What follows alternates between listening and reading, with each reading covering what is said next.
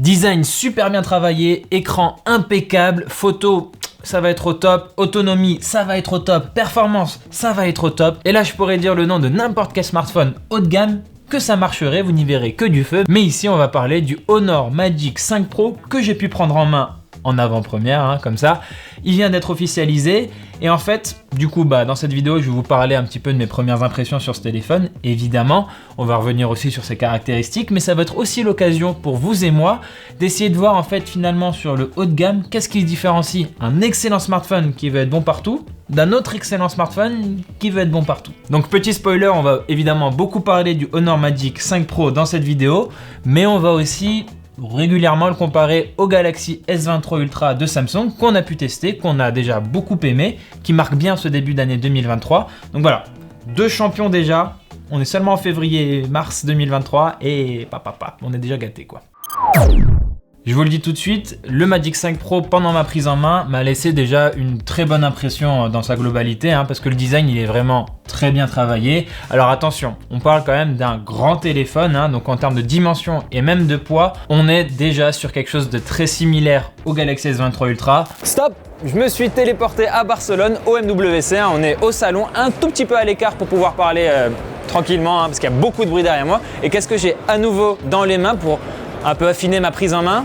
Le Honor Magic 5 Pro dans son coloris vert. Le coloris vert, donc c'est celui qui a un revêtement mat. C'est celui que je préfère parce que le coloris noir, il accroche vraiment les traces de doigts comme il est un peu glossy. Et du coup, comme je le disais, c'est un grand téléphone. On a vraiment de grandes dimensions ici, côté de Samsung. Mais voilà, Honor, on est clairement sur le terrain des grands smartphones, mais aussi sur un design très raffiné, très soigné. Vraiment, les bordures, regardez ici, dans la main, ça passe impeccable. On est vraiment sur de la bonne finition et ce fameux module photo à l'arrière particulier. Et ça, c'est la petite touche de Honor sur cette génération, la Gaudi Curve. Gaudi Curve, la courbe Gaudi quoi. Bon là clairement ici l'idée de Honor c'est de dire regardez on fait un smartphone et en plus il a un design iconique, vous allez le reconnaître partout. On est là, il n'y a pas que Samsung, il n'y a pas que Apple, il n'y a pas que ces autres marques, Honor aussi on est là pour envoyer du pâté. À l'avant l'écran est légèrement incurvé sur les côtés, donc ça participe aussi à ce côté très premium et à l'agréabilité, ça se dit, je sais pas, de la prise en main. On est sur 6,8 pouces avec un taux de rafraîchissement variable jusqu'à 120 Hz.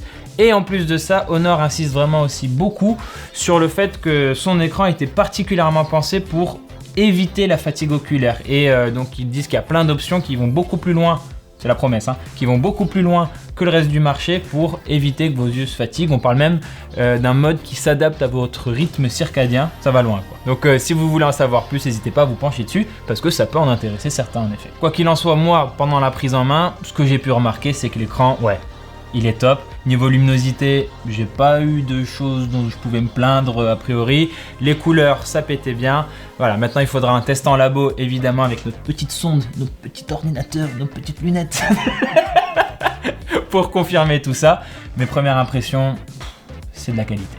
Donc pour l'instant, voilà, je vous dis un design qui en impose, c'est vrai, mais qui est bien raffiné, bien travaillé. Un écran, c'est la même chose, il en impose, mais il est quali. Voilà, on a le cahier des charges du smartphone haut de gamme.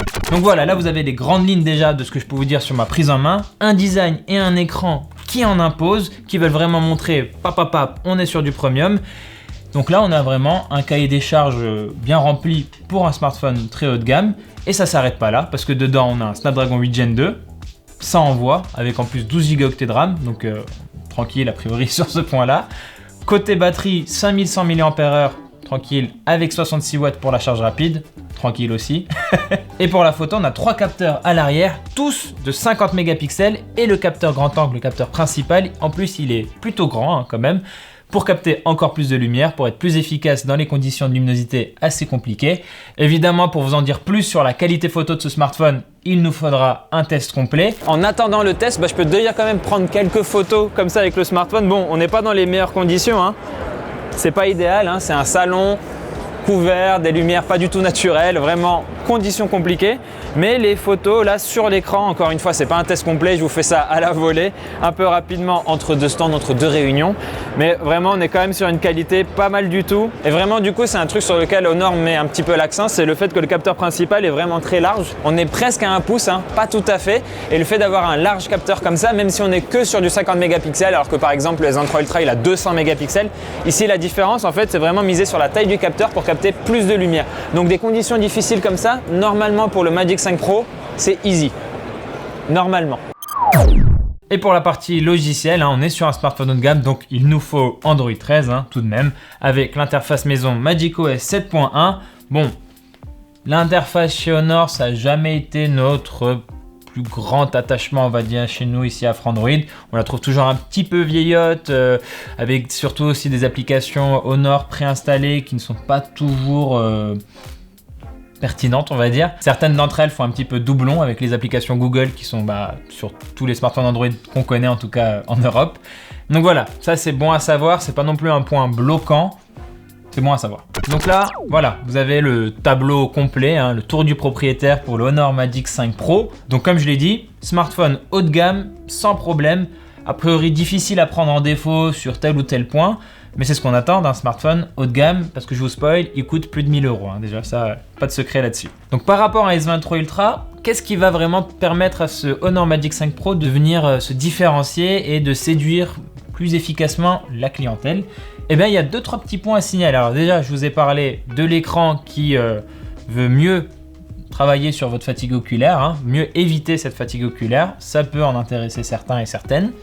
On a cette partie photo où Honor promet déjà d'être meilleur que son concurrent, avec donc la meilleure note sur DxOMark. Et puis aussi Honor, il faut rappeler quand même qu'ils ont une grosse R&D sur la photo. Globalement, ça a toujours été bien apprécié aussi leur traitement photographique. On verra ça au moment du test. Et l'autre petit point, mais encore une fois c'est du détail, la charge rapide à 66 watts par rapport aux 45 watts du S23 Ultra, ça peut aussi en intéresser certains. Mais il reste évidemment un dernier point différenciant entre ces deux téléphones, et vous l'avez déjà vu venir, c'est le prix. Ce Honor Magic 5 Pro, il coûte 1199 € dans sa seule configuration avec 512 Go de stockage. Et du coup ça, à titre de comparaison, en face on a un S23 Ultra avec aussi 512 Go de stockage qui coûte 400 € de plus. Il commence à 256, mais la version, on va dire comparable à 512, grosse différence de prix. Et même si on est sur du très haut de gamme où on n'est pas à quelques euros près, 400 balles, même pour les riches, 400 balles c'est 400 balles quoi.